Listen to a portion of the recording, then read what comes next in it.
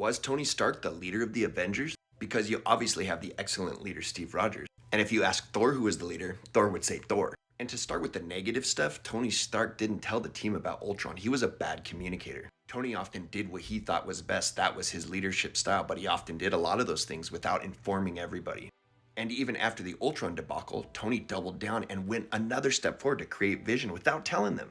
But one great aspect of his leadership always came through. He was willing to do what's needed, sacrifice for the team. He would take that nuke through the wormhole. He would do it all.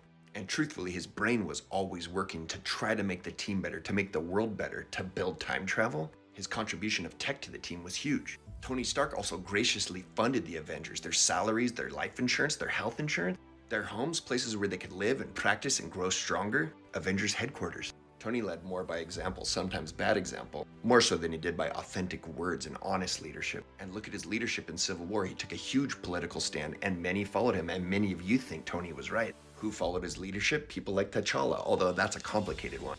Rhodey with the loyalty, and Vision's an interesting one as well because he's probably the most noble and pure member of the team, and he thought Tony was the right one to follow. That's an interesting way to process. You could make a case that the Avengers had many leaders, but I would not be upset if you said the real leader was Tony.